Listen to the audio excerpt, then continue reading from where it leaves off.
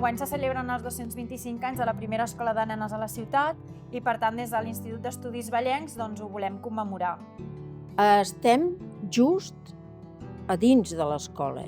No sabem exactament on estaven aquestes nenes, però sabem per escrits que aquí hi va haver escola, quin dia van obrir l'escola, què feien a l'escola.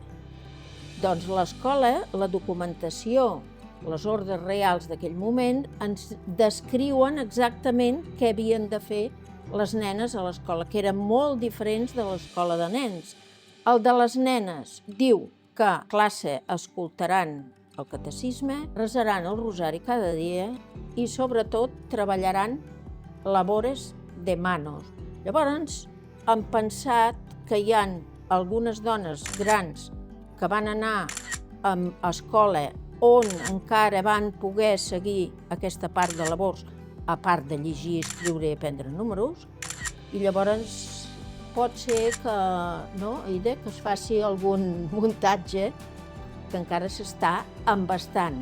Bé, la idea seria començar aquest any commemoratiu amb una xerrada de la Pilar, que seria com l'acte inicial i principal.